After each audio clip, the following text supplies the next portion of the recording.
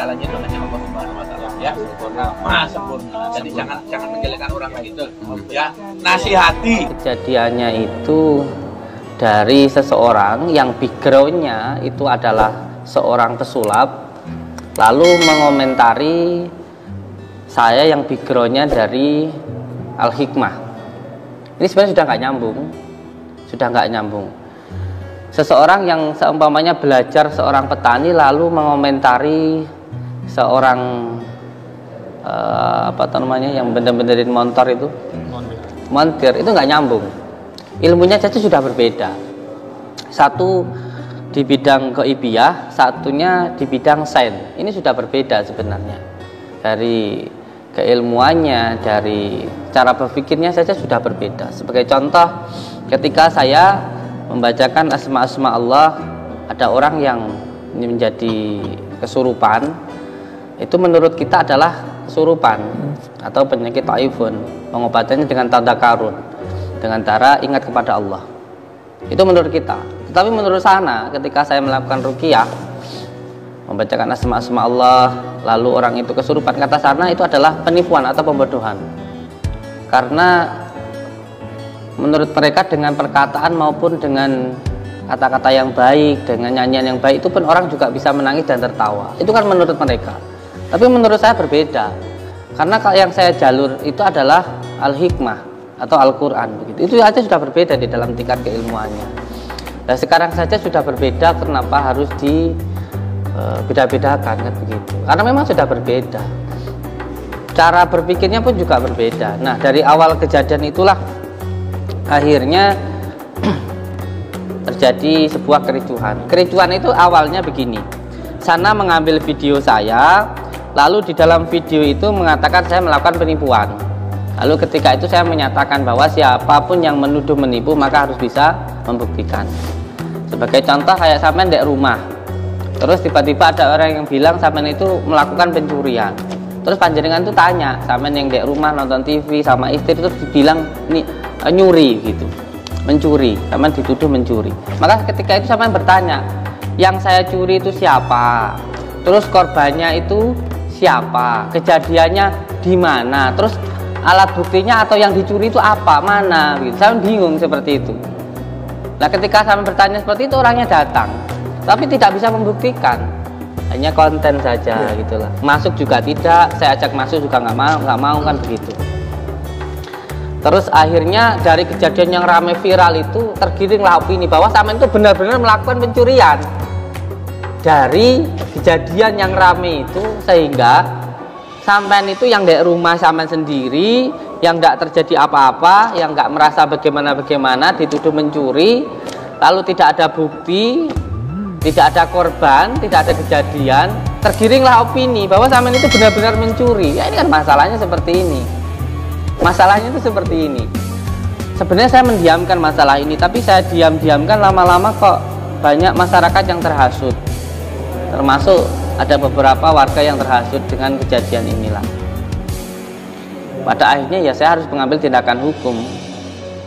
Kalau hanya sekedar konten saja saya paham lah, sebenarnya yang beliau lakukan itu hanya konten edukasi. Tetapi edukasi tidak boleh menyebutkan nama orang. Kalau edukasinya itu untuk pencerahan, memberitahu tentang hal-hal yang baik, silahkan. Tetapi ketika kamu sudah menyebutkan nama orang, maka kamu harus bisa membuktikan itu. Kalau kamu tidak bisa membuktikan, negara kita itu negara hukum sayang. Negara kita negara hukum. Kalau kamu sudah mengatakan orang itu nipu, kamu harus bisa menunjukkan siapa yang ditipu, ada 2 alat buktinya, ada korbannya, kan begitu.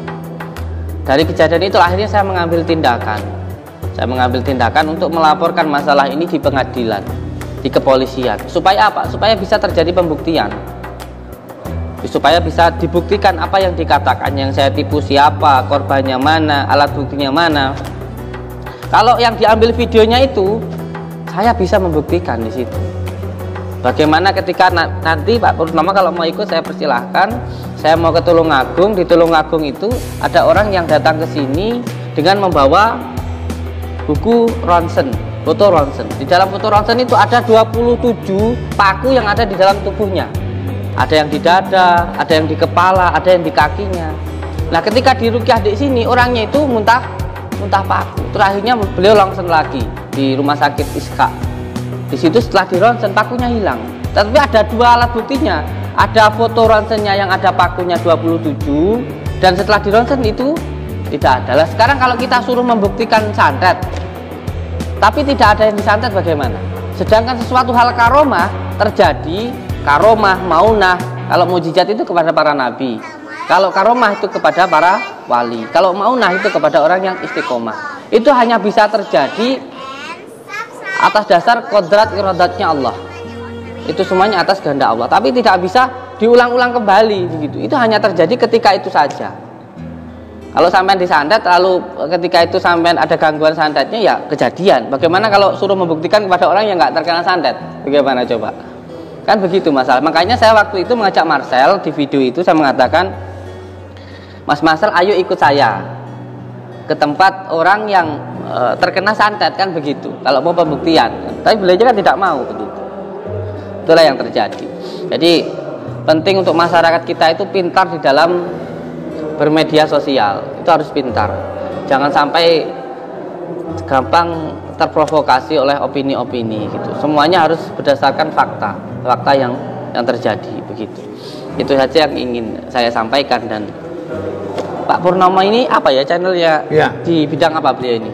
Saya ini semua Gus. Semuanya. Apa aja lah. Apa saja. Jadi sahabat Purnomo Belajar Baik itu tadi penjelasan dari Gus Samsudin.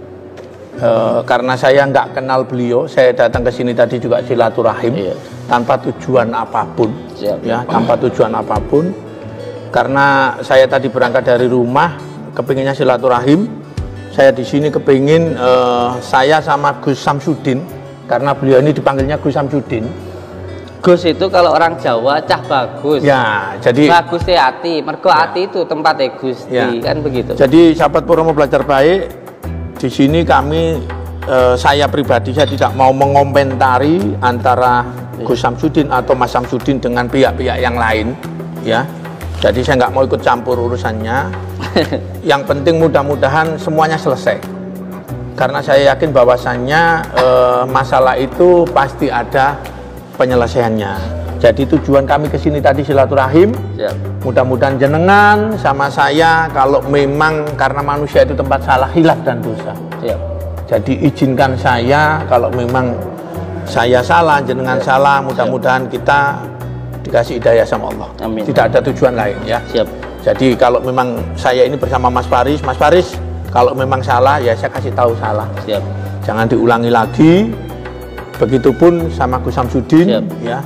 Jadi kalau memang Gus Samsudin ya mungkin pernah melakukan kesalahan-kesalahan, ayo kita perbaiki sama-sama. Kita mohon ampun ya.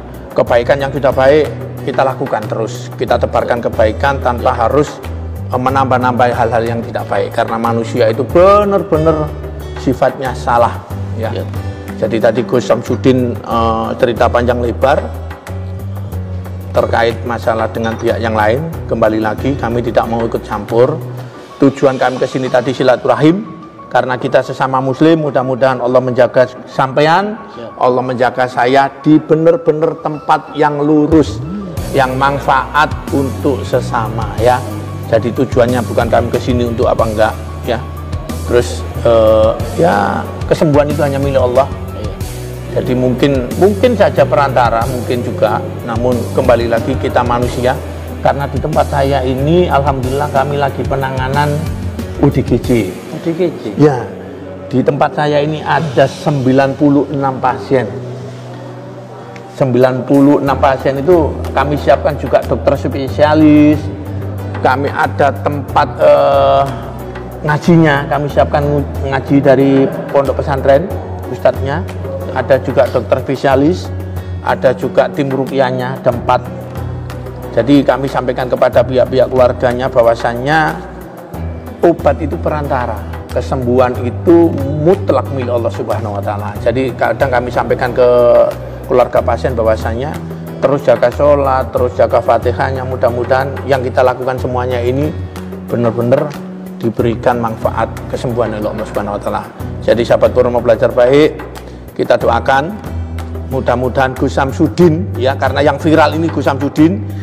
Kalau memang Gus Samsudin ini benar-benar orang yang tulus ikhlas, mudah-mudahan dijaga Allah Subhanahu wa taala. Ya, tapi kalau Gus Samsudin ini namanya Gus Samsudin itu kan Gus. Meskipun Gus dia masih banyak sifat salah Ya manusiawi. Mudah-mudahan dijaga Allah, disadarkan Allah, termasuk saya. Ya, jadi mudah-mudahan sampai panjang umur, kebaikan-kebaikannya dijaga. Mungkin kalau ada salah, hilaf, keliru, mudah-mudahan dibenarkan. Dan jangan dicontoh yang keliru. Jangan hal yang keliru itu malah diputar balikkan, malah digoreng kemana-mana. Ya, karena kita sesama saudara itu kalau keliru dinasihati, bukan malah dibikin masalah. Jadi kalau memang saudara kita keliru, kita nasihati. Kalau saudara keliru itu yang nggak benar, kita benarkan, kita nasihati yang baik, tanpa harus menempeleng atau tanpa harus dengan cara yang kasar. Ngoten gitu sih. Mudah-mudahan pokoknya dengan panjang umur, sehat walafiat, yang hal-hal yang baik mudah-mudahan dijaga Allah bisa terus baik. Hal yang kurang baik mudah-mudahan disadarkan. Iya, gitu aja.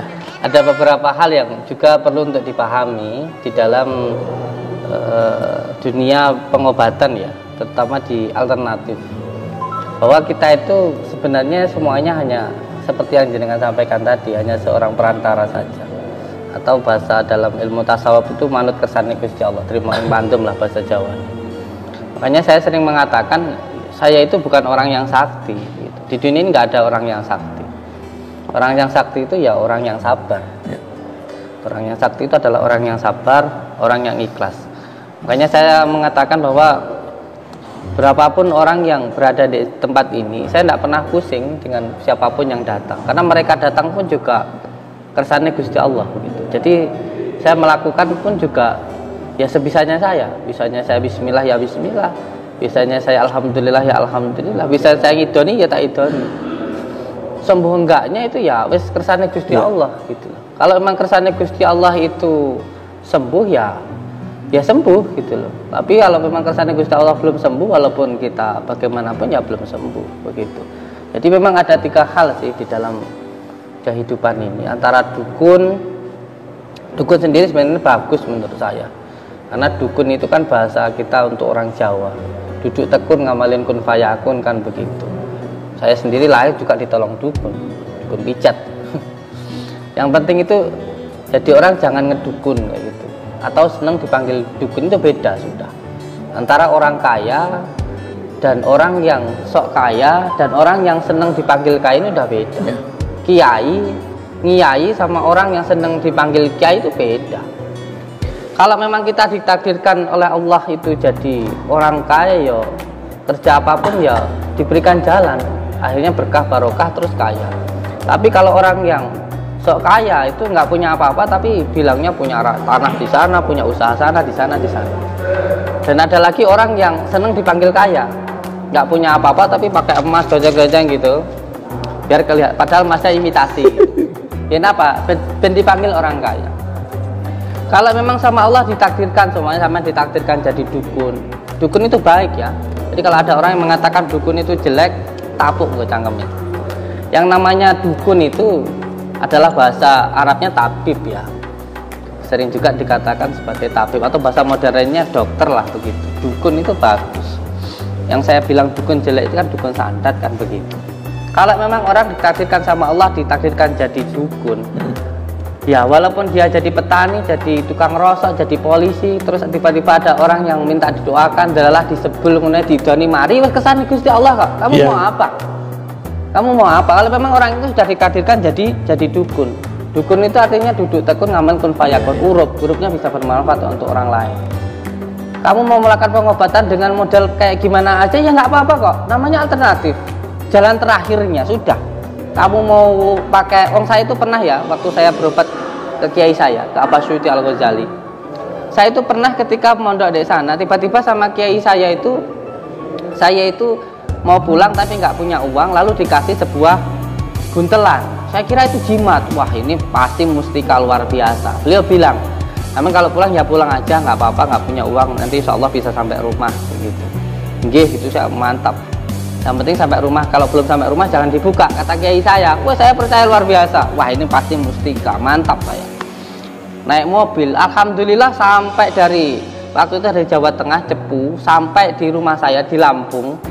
Itu di mobil sama sekali tidak dimintain uang, gratis. Tapi karena saya penasaran kan, baru sampai di Mesuji waktu itu di Simpang D itu masih 30 kiloan lagi lah ke rumah saya. Saya penasaran ini apa buntelan ini ya, kok segitu luar biasanya. Saya buka, dalamnya itu apa? Kotoran ayam, telak lincung itu loh. Setelah saya buka ternyata hanya telak lincung. Dan ketika saya buka itu, saya naik ojek sama tukang ojeknya suruh bayar. Dan saya nggak punya uang. Ini saya jalan kaki. Niki wallahi, Pak apa?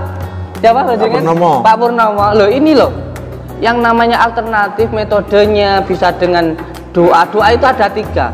Ada yang doa dengan menggunakan ucapan, mendoakan orang dengan ucapan. Kesurupan.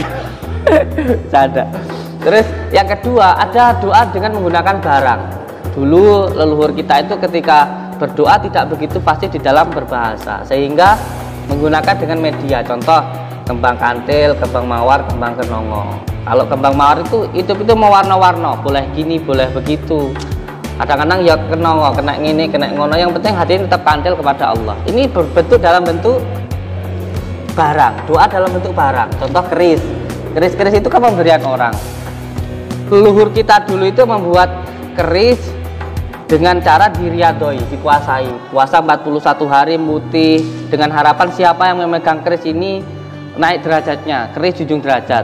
Bukan kerisnya, bukan barangnya, bukan besinya, tapi doanya itu loh yang perlu untuk dipahami. Makanya kalau berbicara ini harus nyantri dulu lah, harus pesantren dulu lah kalau berbicara tentang ini, ilmunya ada.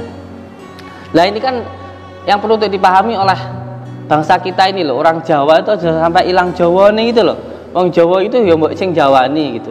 Selain berdoa dengan bentuk barang, ada juga doa dalam bentuk perbuatan. Contoh kamu ngasih sedekah. Contoh beliau Pak Pri nolong orang. Orang itu terus mendoakan. Umpamanya kamu ngasih beras ke orang. Terus orang itu muga-muga le panjenengan itu uripe selamat. Nah ini terkadang hal semacam ini yang nggak diketahui. Ketika orang mendoakan terus pakai uang itu nggak boleh. Ini jadi salah kaprah. Pakai ini pakai itu nggak boleh. Ini jadi salah kaprah begitu loh. Ya, ini yang perlu untuk dipahami sebenarnya. Jadi ketika seseorang sudah memang ditakdirkan jadi dukun, ya wes kersane Gusti Allah, kamu jadi orang yang bisa bermanfaat untuk orang lain. Mbok kamu itu polisi, mbok kamu itu tukang rosok, mbok kamu itu petani. Kalau memang kamu itu ditakdirkan jadi dukun, ya tiba-tiba banyak orang yang datang minta untuk didoakan. Kalau orang minta doakan ya harus kamu doakan, harus kamu tolong. Panjenengan sudah punya sudah punya tempat, sudah memang ditakdirkan sama Allah nolong orang-orang yang mengalami gangguan jiwa, ya harus sampean lakukan kan begitu. Itu perannya sampean. Karena memang di dunia ini kita hanya menjalankan peran saja apa yang diberikan Allah kepada kita. Terima yang pandum itu. Beda lagi dengan ngedukun. Ngedukun itu nggak bisa apa-apa tapi selalu cerita, bisa terawangan, bisa raga sukma, bisa ini, bisa itu. Makanya siapa pernah cerita kalau saya itu sakti? Saya itu nggak pernah bilang. Saya selalu mengatakan kalau saya itu pemulung rosok gitu. Nah itu kalau orang ngedukun itu cerita bisa gini bisa gitu, tapi ditanyain tentang dasar keilmuannya nggak tahu. Ini ngedukun. Ada lagi orang yang sedang dipanggil dukun. Orang yang sedang dipanggil dukun itu wes pakaiannya modelnya aneh-aneh lah begitulah. Ya kalau saya memang saya suka terhadap agama saya, sehingga apa yang saya pakai ya apa yang ada di dalam agama saya. Kalau ternyata dikatakan itu menggunakan agama ya terserah kamu gitu. Kalau kamu pakai jilbab terus dikatakan kamu itu soalim, ya monggo. Apa kalau kamu dikatakan soalim terus kamu nggak pakai jilbab? Kan nggak begitu. Pakai jilbab ya memang kamu atas dasar negara kamu, nggak perlu disambungkan dengan apa yang kamu lakukan. Kalau ada kesalahan ya itu murni kesalahan kamu lah begitu. Tapi ya terserah lah orang mengatakan apa. Sama begini Pak Polisi, ketika memang kamu ditakdirkan oleh Allah jadi guru, walaupun kamu itu seorang tukang becak, walaupun kamu itu seorang tukang rosok, omong saomong ya digugu ya ditiru sama orang. Kalau memang kamu ditakdirkan menjadi guru oleh Allah, kersane Gusti Allah, kamu memang jadi guru. Tapi walaupun kamu itu macak kayak guru, ngomong sampai lambemu sampai kecapen, tapi kalau kamu nggak ditakdirkan jadi guru sama Allah, ya nggak bakalan digugu, nggak bakalan ditiru begitu. Karena guru itu digugu dan ditiru. Nah karena memang itu kersane Gusti Allah, kamu ditakdirkan jadi guru gitu loh. Dan sebenarnya backgroundnya panjenengan itu ini Allahu a'lam bishawab nggih. Memang nggih hampir sama dengan saya. Dalam arti begini, saya di pondok itu selama beberapa tahun pekerjaan saya itu hanya mengurusi orang gila, ODGJ. Ini kan dulu mondok di mana Gus? Candromawa. Candromawa itu mana? Gunung Lawu, Ngawi. Ngawi. Ya. Dan saya yang paling lama ikut Abah Suyuti Al-Ghazali, Cepu Jawa Tengah, Ketua Kos Pagar Nusa. Dari saat memang mengurusi orang gila itu yang pertama harus membutuhkan ketenangan atau keikhlasan. Orang tenang hanya orang ikhlas saja begitu. Dan orang yang ikhlas itu hanya ketika dia itu berpegang teguh kepada tali Allah. Gus, saya boleh nanya nggak Gus? Boleh. Itu kayu, mungkin saya yang berani nanya ini. Itu kayu itu apa Gus? Yang dipakai ini? Mungkin teman udah tahu lah. Kalau saya tahu nggak nanya Gus, benar-benar saya nggak tahu. Iya, ini ada kayu stiki. Oh itu stiki ya? Iya. Semuanya itu stiki? Enggak, ada stiki. Ini yang kayu bidara. Kalau yang hitam ini galih kelor.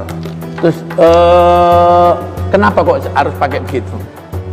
Iya, ada beberapa hal sih yang nggak bisa saya jelaskan. Oh, gitu nanti dikiranya sok sakti gitu lagi. Enggak lah. Memang kita orang Jawa itu banyak hal-hal yang kita itu pahami dan harus kita pelajari. Ya karena ini saya benar-benar nggak tahu ya, sahabat Purnomo Belajar Baik. Jadi benar-benar saya nggak tahu. Iya. Jadi saya nanya, Pak. Iya. Kan gitu ya. Kayu bidara sendiri kalau di dalam Al-Quran Ya, kalau ini, bidara saya di rumah saya nanam Siap. bidara juga. Saya Siap. juga bagi-bagi pohon bidara, Pak. Jadi bidara kan manfaatnya banyak. Siap. Salah satunya ya untuk bisa terapi Siap. pada saat pelaksanaan ruqyah. Sekarang yang saya tanya, kenapa daun bidara bisa untuk terapi? Ya karena memang Allah ngasih daun itu. Iya, maksudnya gini. Kenapa Allah memerintahkan daun bidara untuk terapi? Ya kan sudah jelas di dalam Al-Quran. Gimana? Bahwa daun bidara itu bisa dipakai untuk terapi ruqyah. Itu saja. Iya. Kalau saya nanti menjelaskan, nanti malah dikomentari orang-orang karena saya nggak tahu juga. Jadi saya mohon maaf. Ada asbabun nuzulnya sebenarnya. Begitu ya. Kenapa daun bidara, daun kelor itu bisa digunakan untuk terapi? Makanya di sini pun juga saya menggunakan dua daun itu. Ya. Daun kelor dan daun terapi.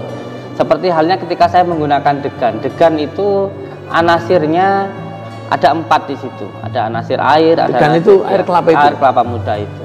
Itu sangat luar biasa sekali untuk orang mengalami gangguan kejiwaan maupun terkena sihir. Makanya gangguan yang dari angin obatnya juga yang dari angin-angin. Kalau yang dari tanah obatnya juga yang dari dalam tanah, yaitu kunir. Itu tadi 2 itu. Terus Gus, Siap. karena ini kan terbentur waktu, Siap. gitu. Karena ini tadi kita kan silaturahim. Siap. Kembali lagi saya nanya Gus ini, Siap. karena saya juga manusia. Siap. Ya. Jadi seumpama ini Gus, mungkin ada yang sebelumnya mungkin nanya kayak gini Gus. Jadi ini masih aja saya tanyakan ke jenengan. Siap.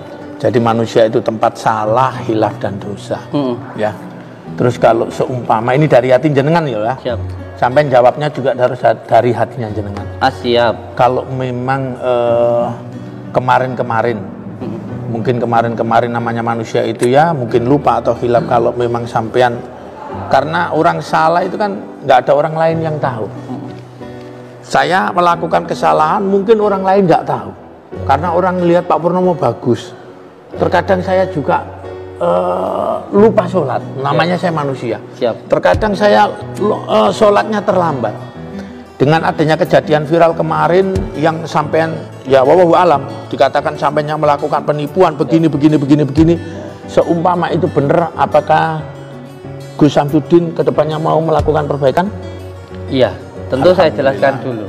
Saya jelaskan dulu tentang asbabun nuzulnya, tentang rentetan kejadiannya dulu. Ini kan maksudnya kan gini Gus. Iya, kalau semuanya terbukti kan begitu maksudnya. Bukan terbukti atau tidak terbukti. Siap, namanya orang itu kan kalau misalkan saya lah, Pak Purnomo ini melakukan begini-begini kan yang tahu hanya saya sama Allah. Siap. Nah, saya ini cuma nanya ke hatinya jenengan. Siap. Ya, Tentu, makanya tadi saya ngomong ke subscriber Purnomo Belajar Baik. Mudah-mudahan namanya jenengan sama saya ini manusia biasa.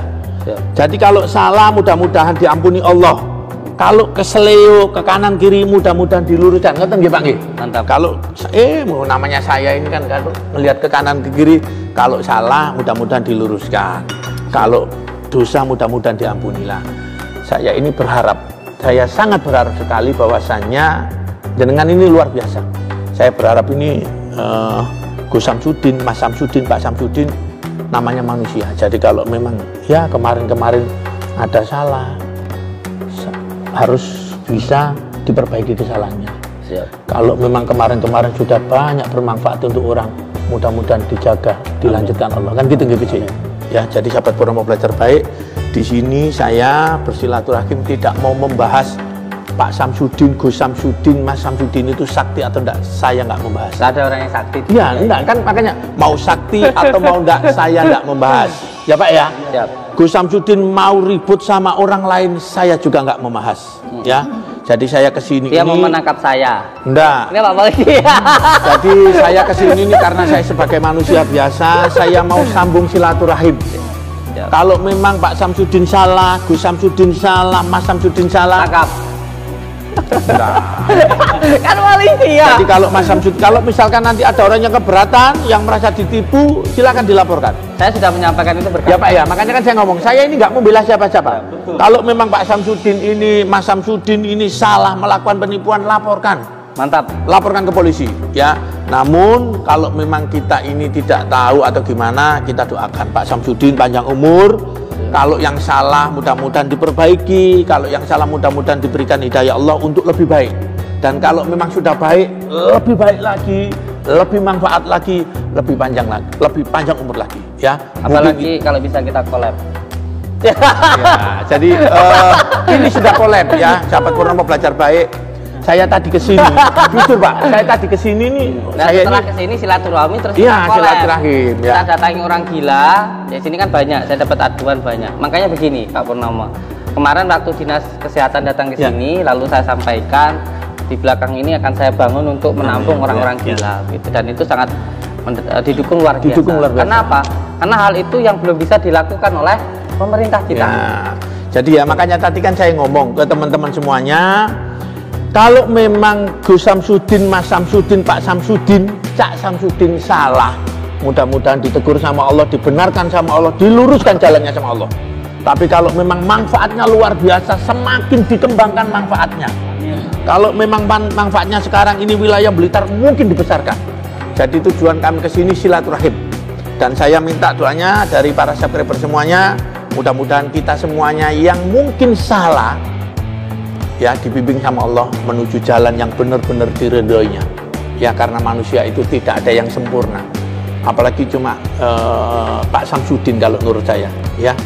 Biar dibilang saksinya kayak apa, kalau memang Allah berkehendak nggak mandi. Ya gitu ya Pak ya. Nggak ada orang yang sakti. Iya, jadi di tempat saya juga begitu ya. Di tempat saya juga begitu. Jadi kalau ada orang-orang berobat ke tempat saya, kami didampingi dokter spesialis. Dan kami lagi kembalikan ke pasien-pasien itu bahwasannya jaga sholatnya, minta ridho sama Allah. Jadi nanti judulnya, kontennya saya ini gini Gus. Apa? Judulnya tarung kontennya. Melawan Gus Samsudin. Enggak boleh. Ayo tarung. Enggak boleh. Jadi judulnya nanti Pak Purnomo membongkar Gus Samsudin. Udah gitu aja, repot amat. Jadi nanti kasih judul Pak Purnomo datang ke rumahnya Gus Samsudin. Kurang seru itu, nanti nggak viral. Nah, Pak Purnomo ke rumahnya Gus Samsudin memberikan nasihat.